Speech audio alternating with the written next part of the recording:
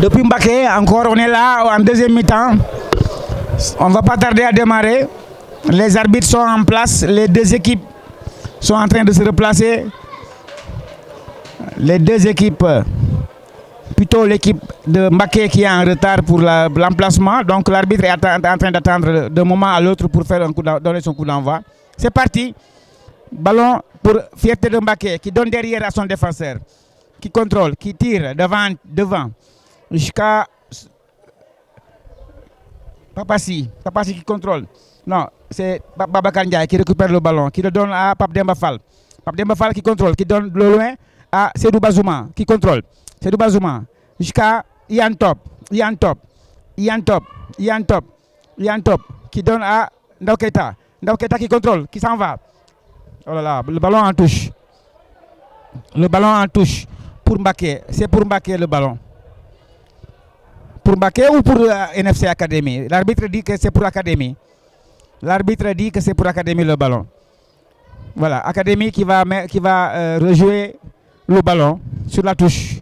De la gauche, Ian Top. De la gauche par Ian Top. Ah, c'est un coup franc. Alors, c'est un coup franc. Diabel va tirer le coup franc. Diabel qui tire devant jusqu'à... Oh là là, quel cafouillage. Faute de la main. Il y a une faute involontaire, mais il y a eu une faute. Le ballon a rebondi sur les mains d'un joueur défensif de Fierté de Mbaké qui remonte. Mbaké qui remonte. Oh là là, un joli dribble.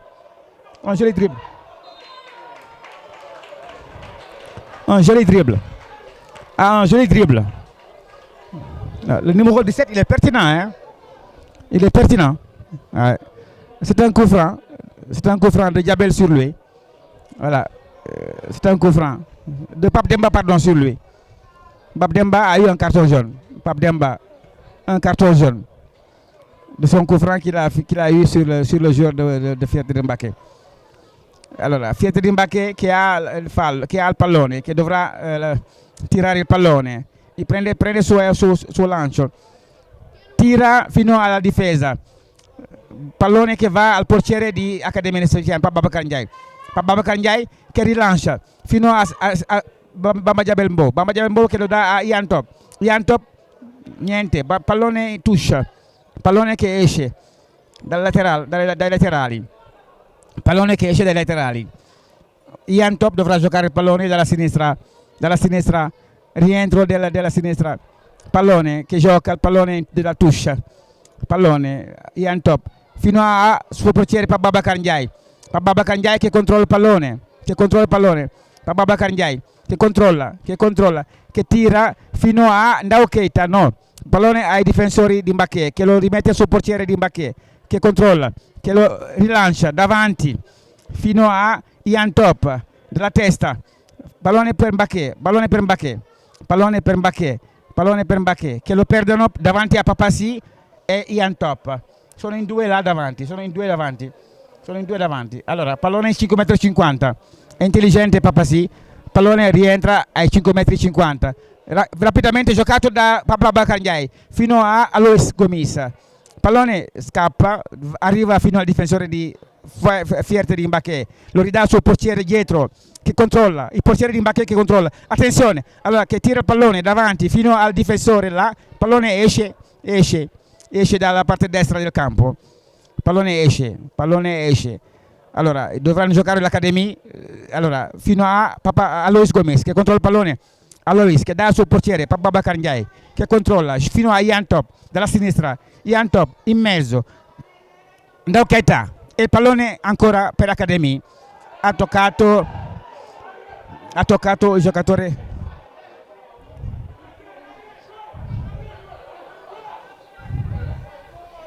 Attenzione, è pericoloso. Attenzione.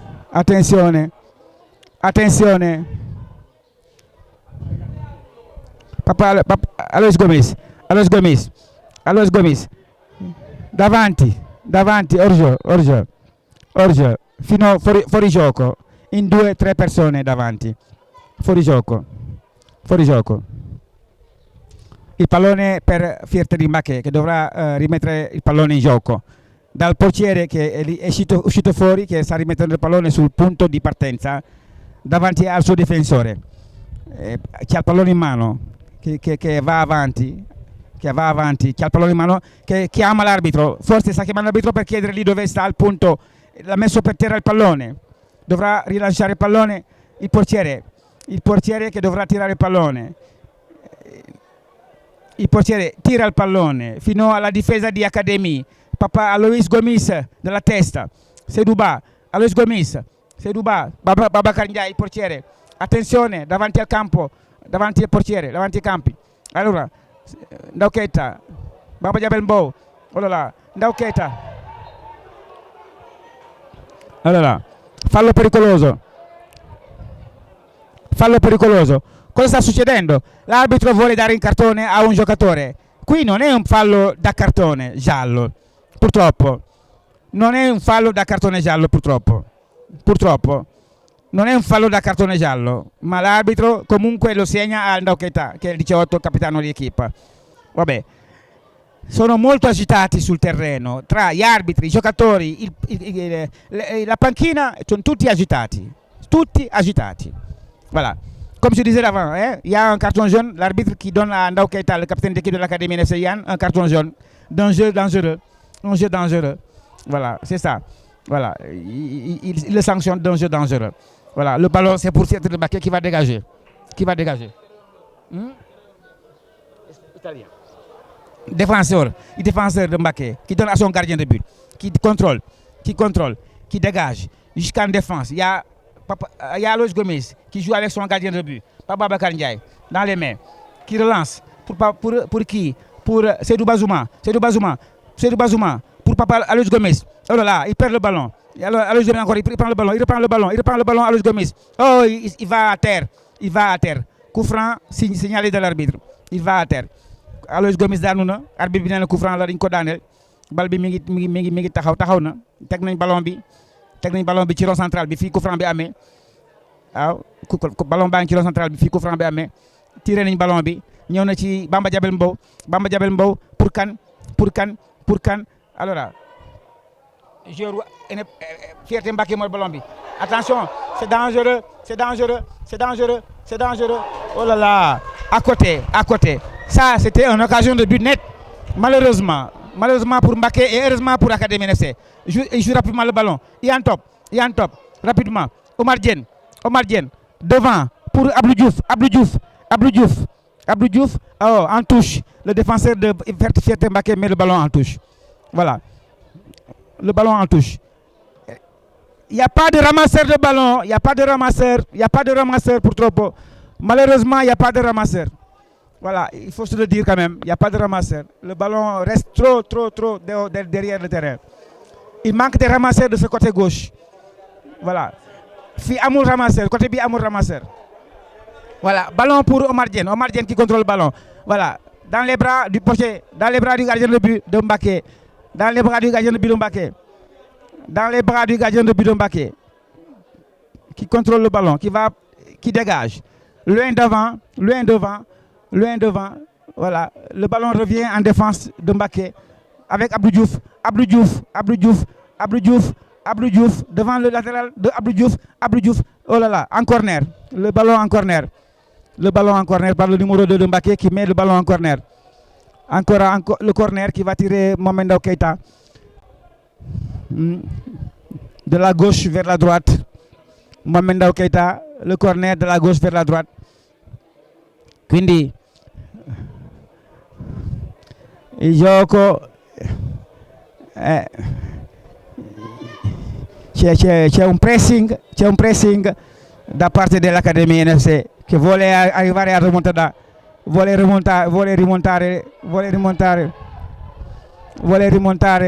segnare a tutti i costi,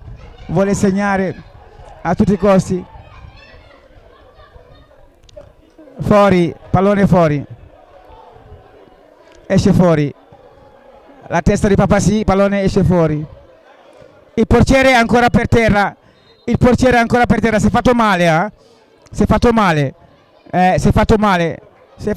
dafa mbëkk poto bi, dafa gaañu, dafa mbëkk poto bi, il pare daa mbëkk poto bi, waaw gardien bi dafa tëdd nee nañ dafa mbëkk poto bi daa mbëkk poto bi malheureusement voilà malheureusement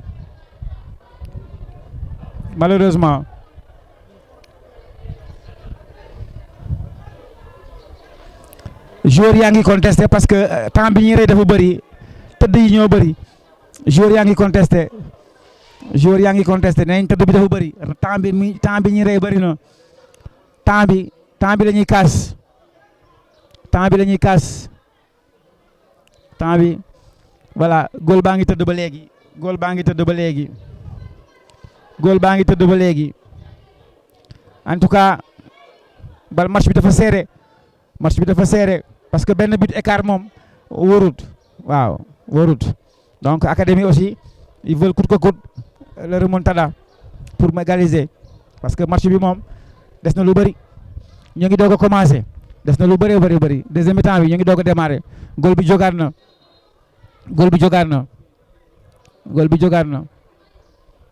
voilà le match alors il y a un carton jaune du numéro 5 de Mbacké de par l'arbitre bal bi départ na arbitre bi nee na c'est à rejouer derrière Chico Portier c'est à rejouer voilà le gardien de but tegaat na bal bi si 5m50 yi wala si coup franc bi voilà mi ngi dégagé bal bi dem na ñëw na ba ci Iyane Top mbëkk na bal bi Seydou Bazouma bal bi dem na en profondeur Babacar Ba ballon qui sort en corner le ballon en corner l'arbitre dit que c'est un corner touche wala corner touche la ok touche la voilà touche la sama benn xarit mu ngi sama wet moo ma wax ne touche la parce que moom moo ma gën a gis ballon bi voilà c'est bien voilà ballon Alois Gomis ba ci Papa Sy mi ngi jël ballon mi ngi contre ballon bi jox na ko Iyane Top devant baax na Abdou Diouf oh là là touche ballon en touche Abdou Diouf moo génne bal bi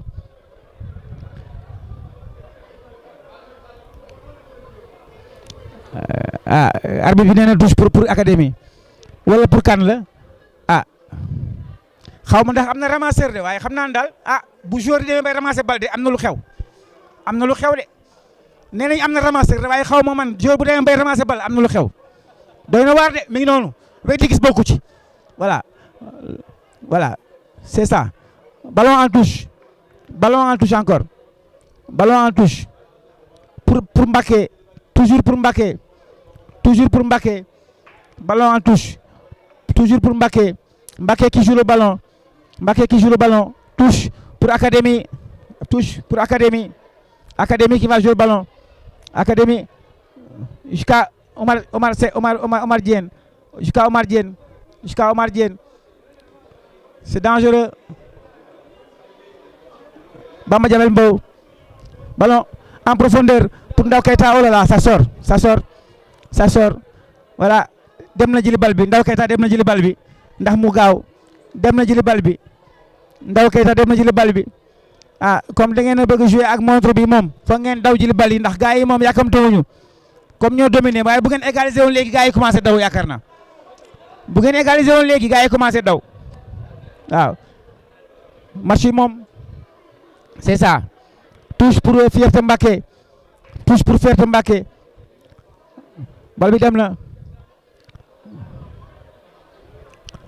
touche pour Mbacké encore touche pour Mbacké encore voilà Mbacké à son numéro 2 qui fait la touche la tête de Iyane Top voilà Seydou Bazouma qui reprend le ballon qui contrôle le ballon jusqu'à Papa Sy Bamba Diabel Mbow pour Iyane Top jusqu'à Omar Diène coup franc sur Omar Diène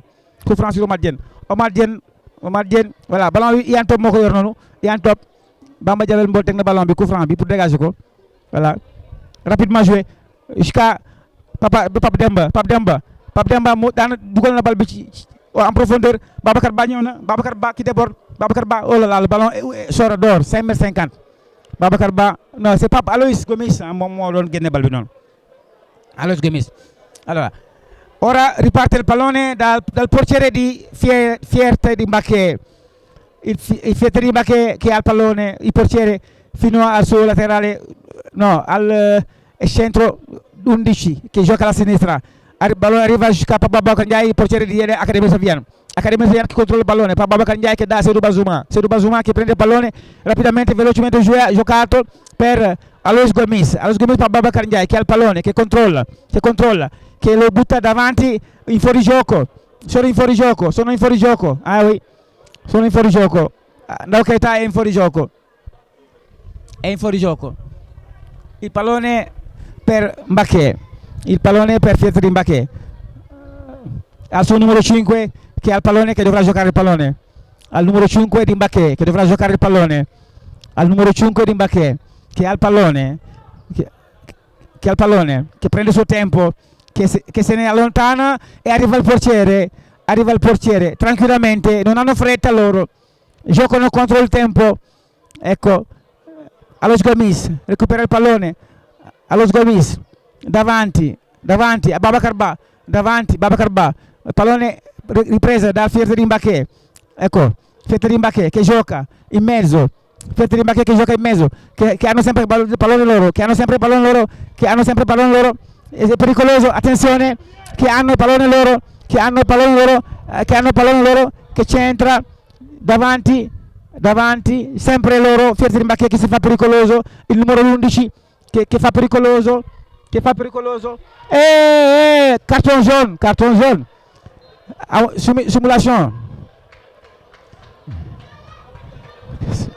simulation dafa yomb sax loolu, dafa leer sax loolu, dafa leer sax loolu, lu mu signalé corner pour Mbacke, corner. Nee na défenseur u Mbacke académie bi dafa laal ballon bi mu génn, donc corner, voilà, corner de la gauche vers la droite. Ballon bi joué ko rapidement, bàyyil ballon bi mu génn,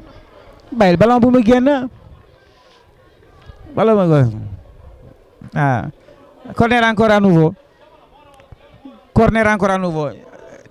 maa ngi woo depuis studio Jules ba xam ñaata minutes lañu joué gum ba ak léegi 62 minutes, donc 17 minutes de après deuxième mi-temps bi, waaw 17 minutes. Voilà, corner bi joué nañ ko, jàll na ci gannaaw Seydou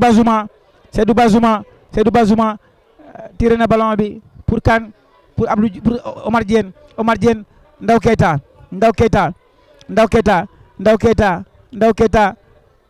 derrière Alois Gomis changé na, jox ko Papassi dégagé na ko ci kanam pour Abdou Diouf contre ballon, Abdou Diouf bal bi génn na touche, précipitation, ballon bi génn na en touche. Mbacke moom ballon bi joué na derrière pour son latéral, son défenseur, bal bi demande na, oh là là, 5,50 m pour Fierte Mbacke. Bal bi génn na da ko dóor mu daal ci Abdou Diouf mu génnaat.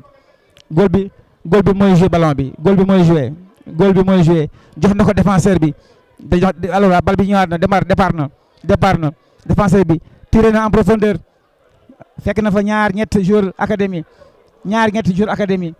ba Babacar Ndiaye génn na, contrôle ballon bi, jël na ballon bi, Pape Babacar Ndiaye jox na ko Pape Demba,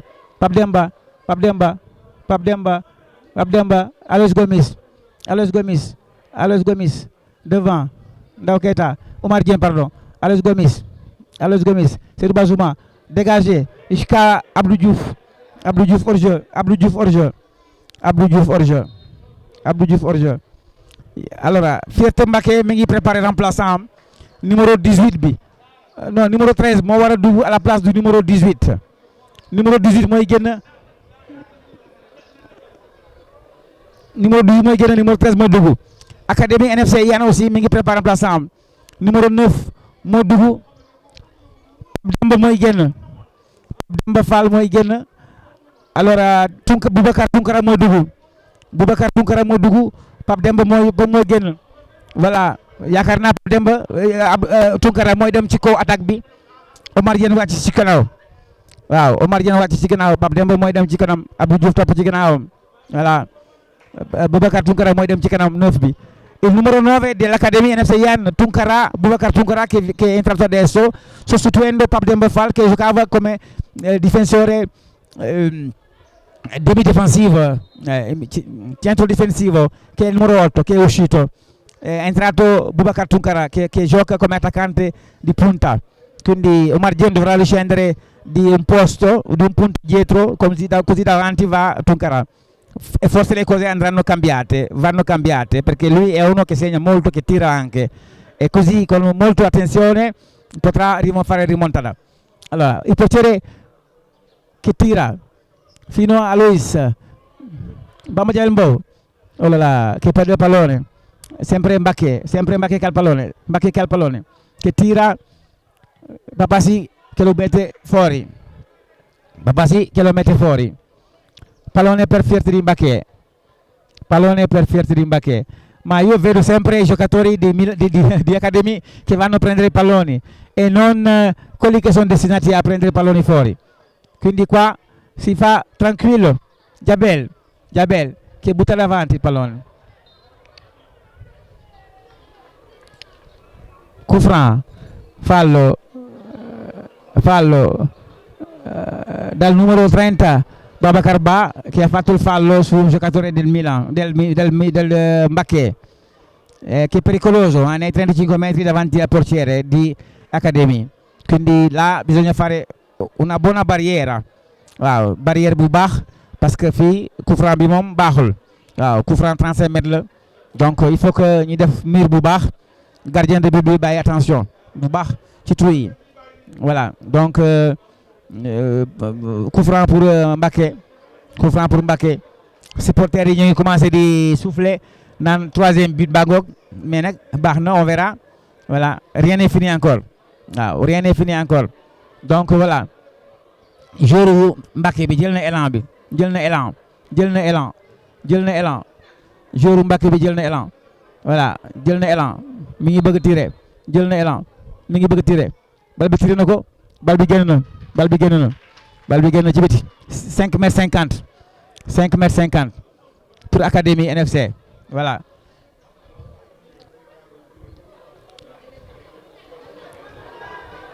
Pape Babacar Ndiaye teg na ballon bi, mi ngi waaj a dégager. Pape Babacar Ndiaye che dovrà giocare il pallone.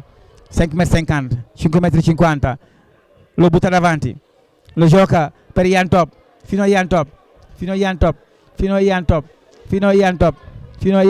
Pape Babacar Ndiaye che gioca fino a Ndaw Keita per Abdou Diouf. Ndaw Keita che si fa pericoloso, che centra fino a bit. Lei per un poco e pallone dentro. Oh là là, corner da gauche à droite, un corner qui va être joué. Ndaw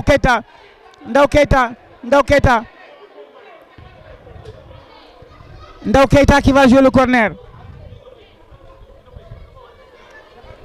Ndaw Keita qui va jouer le corner. Ndaw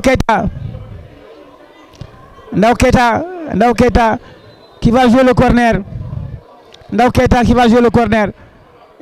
Ndaw Keita, attention, les grands gabarits sont prêts. Ndaw Keita qui va jouer le corner, qui prend son élan. Les grands gabarits sont tous prêts. Ndaw Keita qui prend son élan. L'arbitre est en train de régler la défense là-bas. Il est en train de parler aux joueurs qui sont en train de se bousculer dans les buts. Voilà, il faut qu'ils fassent attention pour ne pas se faire sanctionner par l'arbitre. Parce qu'il faut rester vigilant. Ndao Keita qui prend son élan, qui tire, tête du défenseur de Fierté de Mbaké, en touche. Voilà, le ballon pour Mbaké. Mais où sont les ramasseurs? Où sont les ramasseurs? Oh là là là là là là là. Où sont les ramasseurs? Est-ce qu'il y a 5 ballons sur le terrain? Est-ce qu'il y a les ballons réglementés sur le terrain? Faute! Faute! Faute! Oh là là, c'est la faute. C'est la faute. C'est la faute. C'est la faute. Normalement, il doit y avoir au moins minimum 5 ballons sur le terrain. Est-ce qu'il y a 5 ballons sur le terrain? Moustapha, contrôlez. Est-ce qu'il y a 5 ballons sur le terrain, Bifi? Hein? Ça, c'est grave.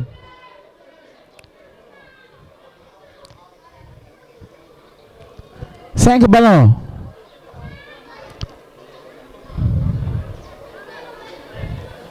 Bamba Diabelmbo sur le ballon qui va jouer. Bamba Diabelmbo qui va jouer. Bamba Diabelmbo qui va jouer. Bamba Diabelmbo qui prend son élan. Qui prend un élan trop long même. Voilà. Il y a eu un remplaçant de Mbaké. Le numéro 8 est rentré. Voilà. Ndao Keita. Coup franc sur Ndao Keita.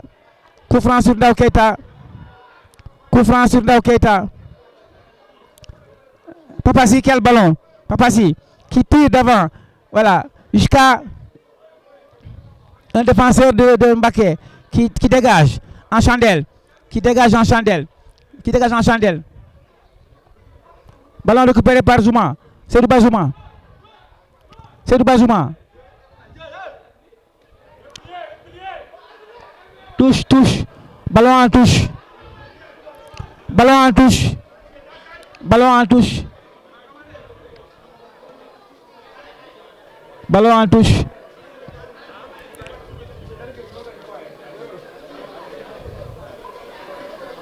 Ballon en touche. Ah, c'est un coup franc derrière. L'arbitre revient sur le coup franc. L'arbitre revient sur le coup franc derrière. Le numéro 2 qui s'apprête à tirer. Le numéro 2 de Mbaké qui si prepara per tirare il pallone. Tira il pallone. Tira il pallone. Nelle mani di Babacar Ndiaye, il portiere dell'Accademia Saviano. Pallone rientrato. Allora, da Mbaké al suo difensore dietro. Il portiere che controlla il pallone. Il portiere che tira davanti fino a Ian Top che controlla il pallone, che perde, che controlla, che perde, che controlla, perde. Alois Diabelmbo, Ian Top che tira davanti. Omar Dieng,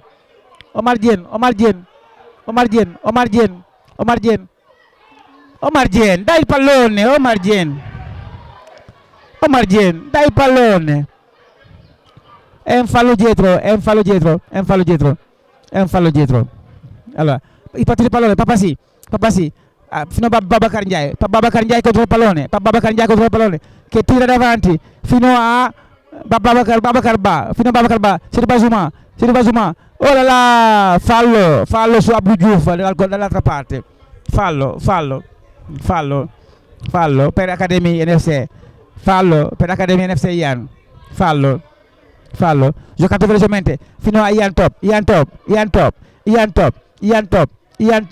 che va dietro. Diabelmbo, Seydou Bazouma che perde il pallone per l'Académie NFC, che perde il pallone per Fierté Mbaké che ha il pallone. Fierté Mbaké sempre pericolosi. Centro, niente, fuori. Niente, 5,50 metri per Academia NFC Ian che riprende il pallone, che gioca velocemente sul portiere fino a Ian Top, Papassi davanti, lungo davanti fino a Abdou Diouf che controlla il pallone. No, Omar Dieng che da dietro a Seydou Bazouma che tira davanti fino a Tunkara, Ndao Keita pallone, Tunkara, oh là, non arriva il pallone. Allora Fierté Mbaké recupera il pallone, gioca su centrocampo, che va davanti, che si fa pericoloso per un attaccante di Mbaké, perde il pallone per Alois che fa bravo Alois Gomis, perde il pallone Fierté Mbaké. Allora Gomis ha il pallone, ma il giocatore di Ferdinand li prende per la mano, quindi è un fallo. Riparte il pallone dall'Accademia Nefseian, che giocano velocemente fino a Bamba Jabel Mbow per Ian Top, davanti a Ndoketa, corner 5m50 la bal bi dugul génn na, voilà waa ji laalu ko quoi, laalul ballon bi, donc 5m50 la, arbitre bi nee na laalul ballon bi, 5m50 la, occasion bu net, mais malheureusement voilà, malheureusement pour l'Académie et heureusement pour Ferdinand Mbacké. Voilà, combien de minutes de jeu technique, ñaata lañu joué gum, ñaata minutes lañu joué gum, amul chrono bi fay na. Stade Mbacké dafa amul courant, moo tax fi ñu toll nii ñu ngi am problème, suñu ordinateur bi déjà commencé na fay, lii bu continuer moom bu yàggee danañ am problème de, parce que même stade bi sax amul lumière, donc il faut match bi jeex à temps. waaw sinon rek ci lëndëm la ñuy nekk, match bi du yegg. loolu yëpp jar na bàyyi xel, moo tax temps bi war nañ ko gérer aussi, bañ ko bàyyi muy rey temps bi rek. Ramasseurs yi gën a jaxlaf, parce que ramasseurs yoo xamante ne dañuy toog rek di xoole ballon bi yàlla duñ jóg, loolu moom du ramassage. waaw lii du ramassage, te bu amee dem am na dellusi, te lépp loo leble dañ la koy fay. buñ ñëwee ci dëkk war nañoo def ba fexe ba sportivité bi mën a am. waaw ñaari équipe yi football ci fair play, ñi def lu nga xamante ne kenn ku nekk li nga war a def si sa warugar nga def ko. ballon yi doy, ramasseurs yi doy, terrain bi rafet na macha allah, li des rek moom mooy aussi ñi def sportivité fair play. waaw bañ a am benn sanction ci domaine yi nga xamante ne mooy domaine sportivité la, parce que tamit Mbacké a une histoire sur le football Sénégal. voilà loolu kon war nañ ko bàyyi xel, donc waruñu ñaaw ci xare bi. waaw nañ góorgóorlu rek, incha allah football ci jàmm mu jeex ci jàmm, que le maire gagne. voilà l'arbitre mi ngi woo encore joueurs yi, waa Mbacké yi ñu ngi tëdd, am na kenn ku tëdd fële ci défenseurs yi, arbitre mi ngi dem di ko xool. voilà arbitre dem na di ko xool, mi ngi ko naan jóg, arbitre mi nee na ko jóg. L'arbitro sta richiamando il giocatore del Milan, del Fierte di Mbacké, che era per terra, che simulava per il tempo, gli ha detto alzati e rientra in campo. Il gioco sta ripartendo dal portiere di Mbacké, che sta prendendo la distanza per buttare per tirare il pallone. Ecco, si prende su lancio, tira il pallone che arriva fino alla difesa dell'Accademia NFC. Allora pallone che va fuori per Academia, en touche per Academy. Ian Top che ha il pallone, che rigioca per fino a Ndoketa, pallone che esce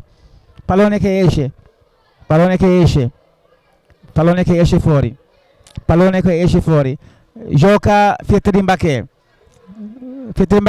fino alla difesa. Allora ancora la testa di Seydou Bazouma, pallone per Mbacké, per Academia NFC, perché l'ha toccato un giocatore di Mbacké.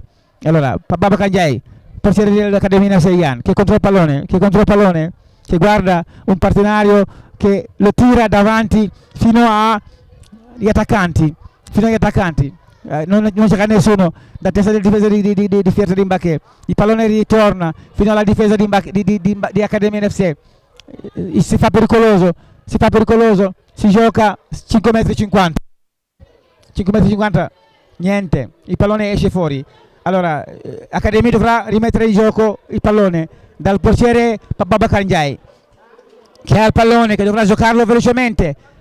Babacar Ndiaye al pallone, dovrà giocarlo, aspetta di guardare un partenario smarcato, aspetta, tira davanti al centro fino a Babacar Ba di testa, il difensore di Mbacké, che tocca il pallone fino al difensore di Academy, che gioca Omar Dieng per terra, niente, si gioca Jabel Mbow fino a Babacar Ba il pallone che fa davanti a nessuno il pallone ritorna fino al portiere di Academia Nefseian, che gioca il pallone velocemente fino a Ian Top, che ha il pallone, che controlla. Ian Top in mezzo, Seydou Bazouma preso con due giocatori di Mbacké, pallone in touche, voilà, ecco, in touche, pallone per Jabel Mbow, l'arbitro richiama indietro perché ha rubato un po' di metri, pallone rientra dietro per Ian Top che dovrà fare il gioco, Ian Top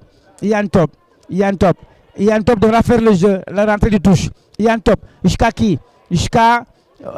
Abdou Diouf qui contrôle le ballon, Abdou Diouf, le ballon revient à Bamba Diabel Mbo qui contrôle, voilà, Abdou Diouf, oh là là, coup franc ou touche, un des deux, ou coup franc ou touche. Ah, il y a des insultes ici, là, j'entends cazzo, da parte da un italiano. Allora, Ian Top che gioca pallone fino a Omar Dieng,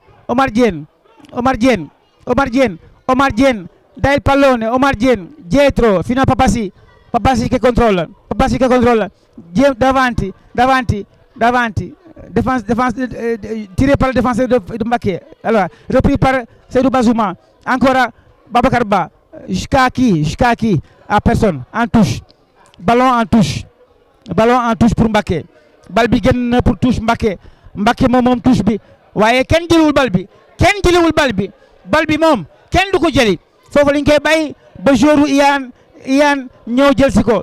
Ah lii doy na waar, voilà touche bi mi ngi dem, fierté Mbacké mooy def touche bi, touche bi ñëw na, voilà. Coup franc encore, arbitre bi nee na coup franc la, jouru académie moom moo gaañ jouru Mbacké muy tëdd ci suuf. jógal temps baa ngi dem, jógal waa Matam dañoo yàkkamti de, dañoo bëgg a égaliser balaa ñi ñibbi, waaw jógal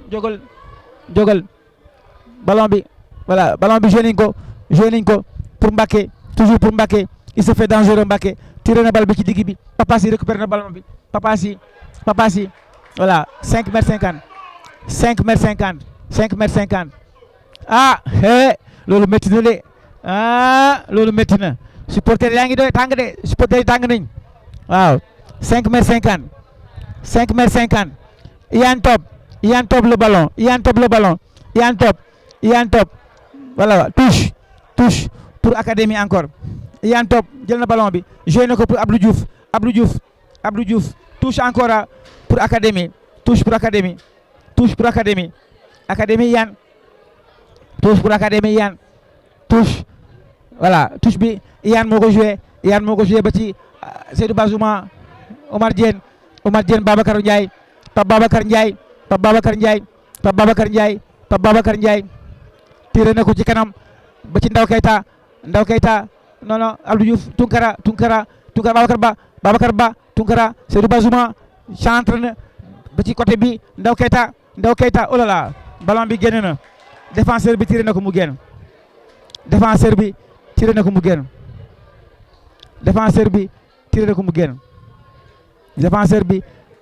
génn, waaw mais lii moom kenn mësu koo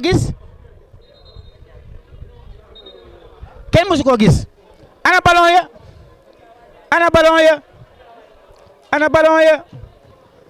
ya amatul ci terrain bi, kenn mësu koo gis, ballon yi dem nañ, benn ballon la ñuy joué, bu génnee kenn du ko jëlee.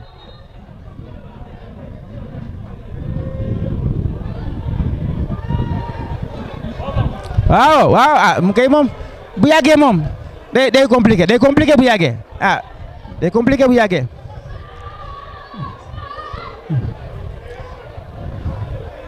gaa yi ngi téye ballon bi duñ ko joué, kenn du ko jëli, ballon bi kenn du ko jël, ñoom ñoo ngi ballon kenn du ko jël. li dana war de, lii de mooy tooñ nag ak tooñ. Mbacké bëgguñu joué, Mbacké moom match bi lañ bëgg a yàq, téye ballon bañ a joué, ballon yi kenn leen laal, lii dana war, waaye lii du sport de, lii du sport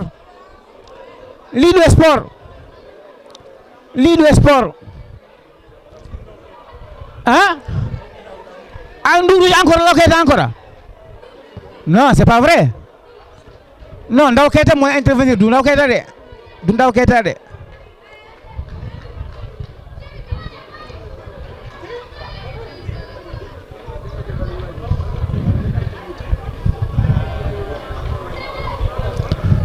dangereux.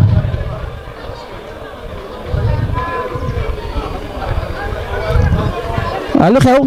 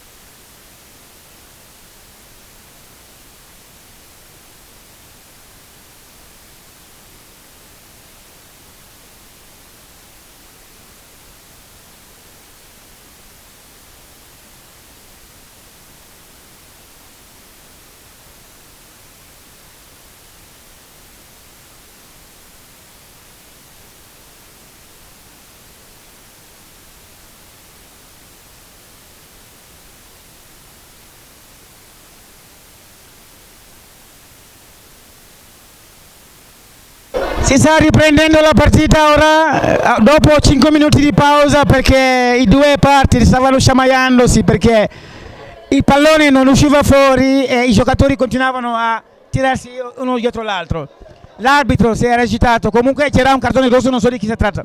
Mi sembra che il capitano di squadra che ha avuto il rosso, Ndao Keita.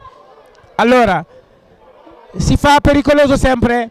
Allora, il pallone è ripartito, pallone per Papasi, dietro fino a Babacar Ndiaye, il portiere che controlla il pallone, che lo lancia davanti fino a Omar Dieng che è buttato via. Voilà, fallo da dietro,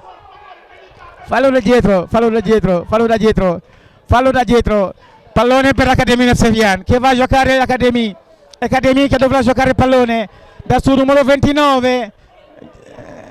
Seydou Bazuma che ha il pallone, Seydou Bazuma che dovrà giocare il pallone. Ora aspettiamo, Académie ha un giocatore di meno, il capitano è stato espulso rosso, Ndao Keita, quindi la partita si gioca a 11 contro 10. Voilà, on joue à 10 contre 11. Académie a perdu un de ses joueurs qui a été expulsé, qui est Ndao Keita, par un carton rouge.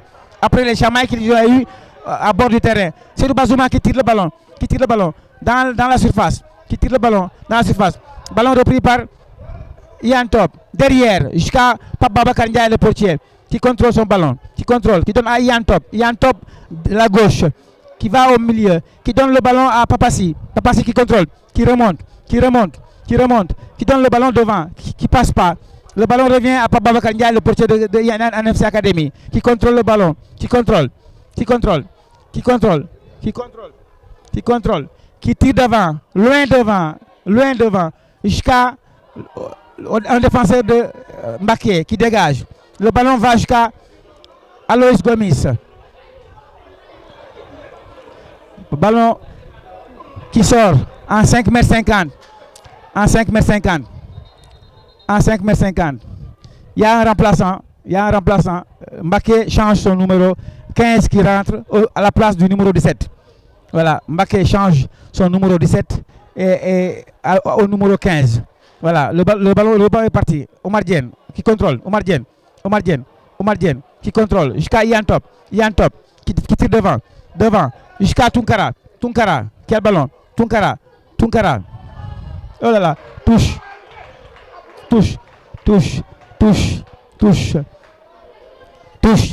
Ballon pour Académie qui joue le ballon. Académie qui joue. Jusqu'à Ian Top.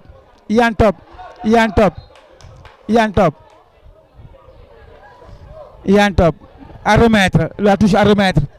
Il y a 2-3 joueurs sur le terrain couchés. Il y a 2 joueurs de Mbaké couchés sur le terrain. Il y a 2 joueurs de Mbaké sur les pelouses. Il y a 2 joueurs de Mbaké sur la pelouse. Voilà, il y a 2 joueurs de Mbaké sur la pelouse. Donc voilà, la situation est là.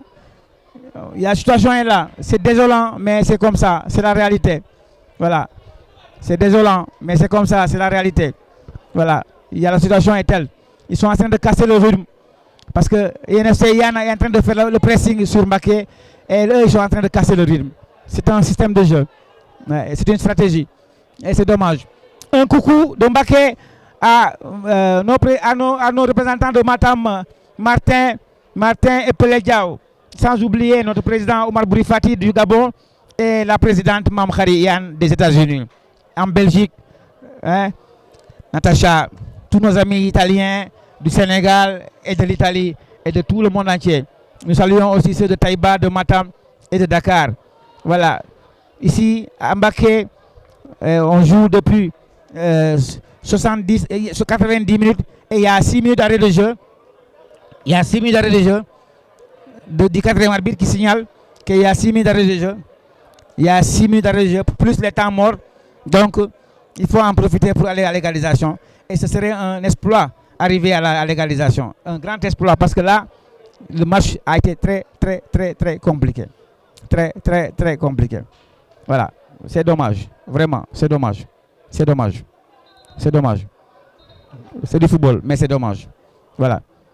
Le match se reprend. Le match reprend en touche avec l'équipe de Mbaké qui a le ballon, le numéro 2, qui va faire l'entrée de jeu en touche. Voilà, qui prend son élan. Tranquillement, sans se précipiter. Voilà, qui joue devant. Et qui perd le ballon. C'est du Bazouma. Abdou Diouf. Alors, l'arbitre dit encore que c'est une touche. Le ballon est sorti pour Mbaké. Mbaké qui joue avec son numéro 2. Toujours. Numéro 2 bi mooy touche bal bi. Numéro 2 bi jël na élan touche na bal bi pour Seydou Bazouma. Abdou Diouf perd le ballon. Oh là là, ça c'est dangereux. Pape Babacar Ndiaye en place qui a le ballon, qui prend le ballon. Voilà, ballon dégagé jusqu'à Seydou Bazouma, il y a un top. Le ballon sort en touche. Oh là là. C'est la précipitation. Il faut rester calme, serein et profiter des minutes de jeu. Voilà, le ballon en touche pour Mbaké jusqu'à un défenseur de Académie sur son portier, Pape Babacar Ndiaye qui relance devant. Omar Diène au centre du terrain. Omar Diène sur Babacar Ba. Omar Diène sur Babacar Ba qui perd le ballon. Voilà, Au milieu, et il n'y a personne. Au milieu de son ailier. Hors-jeu pour Académie. Académie qui joue le ballon. Papassi qui dégage long ballon. Jusqu'à Abdou Diouf. Alors corner.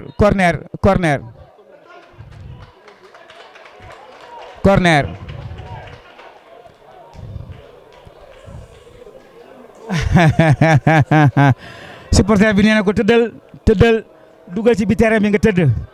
Supporter bi moo ko loolu. waaw nee na ko tëddal dugal ci bi terrain bi tëddal. waaw temps bi jeex waaw. arbitre bi fekk na ko foofu ne ko jógal waay gaawal waay. voilà goal bi mooy dégagé.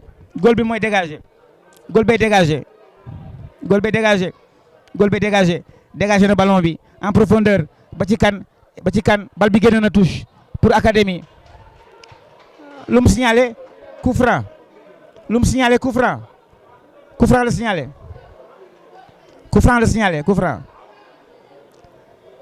waay bul tëdd waay jógal waay jàpp na ndig la waay jile xanaa ñoom ñëpp am ndig. waa Mbacké dañoo am ndig. la waa Mbacké dañoo am ndig gars yi. jóg na xoolal ndig lu gaaw la jóg na xaat. voilà il dégage le ballon il dégage contrôle du numéro 13 tëddaat na encore tëddaat na ballon pour défenseur il y a un top Seydou Bazouma jusqu'à Papassi che contrôle pallone Papassi che si fa davanti Papassi lancia il pallone davanti in profondità testa di un giocatore del Fierte di Mbacké controllato ancora da Babacar Ba che mette in gioco Babacar Ba per Abdou Diouf Babacar Ba dietro per Aloïs Pape Babacar Ndiaye che ha il pallone che controlla Pape Babacar Ndiaye che tira davanti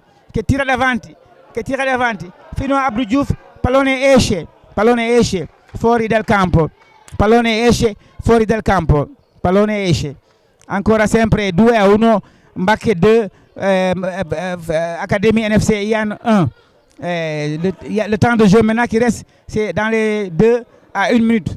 Donc le match est terminé. Omar Diène, prise en chandelle à 2 joueurs de Mbacké. Ballon dangereux. Dans les mains de Pape Babacar Ndiaye. Qui dégage. Aloïs qui monte. Aloïs.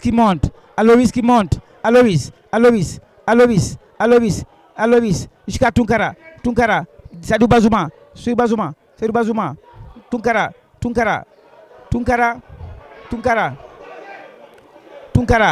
Jusqu'à Papassi. Yann Top qui remonte. Abdou Diouf en retrait. Alors là, le ballon en touche. Pour Académie. La rentrée de touche pour Académie Yann.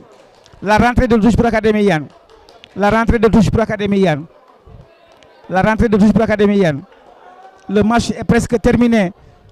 Il n'y a personne qui va prendre le ballon. Il n'y a pas un seul ramasseur. Il n'y a personne qui va prendre le ballon. Voilà la situation en Mbacké. Les ballons ne viennent même pas. Voilà. Personne ne va les prendre.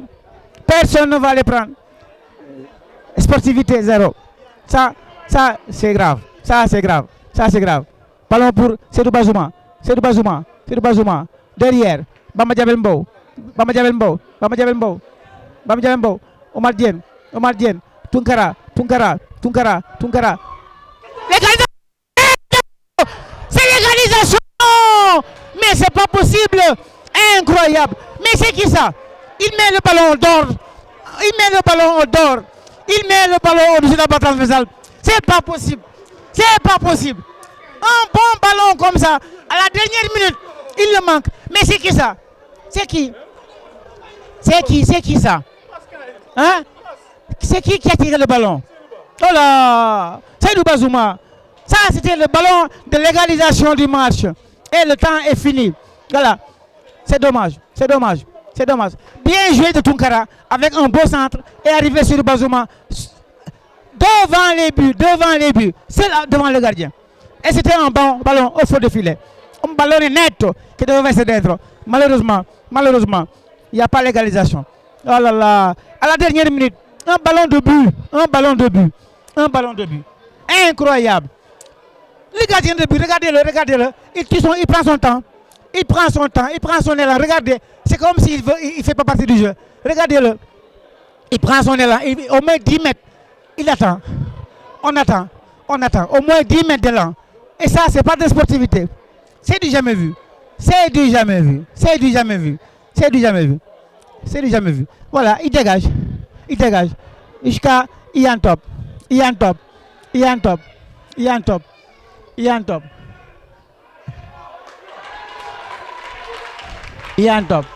Yann da koo seetaan ëmm nga ko kay am nga bal bi joué ko ah bu ko xaar bu fa nekk di ko xaar ah voilà. Dernière minute. Gli ultimi minuti sono preziosi, ragazzi. State attenti. Il pallone, il Mbacké lo sta giocando tranquillamente, come se non volessero giocare. Sono in 2 davanti al pallone e non giocano il pallone. Il numero 16 davanti al pallone non gioca. E aspetta. E l'arbitro sta lì a guardare. Comunque. E allora, partito il pallone. Stanno giocando su lì. Voilà, recuperato da Mbacké che gioca. È pericoloso, ragazzi. È pericoloso. Fuori.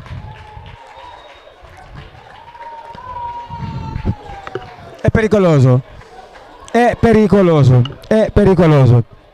Non si capisce.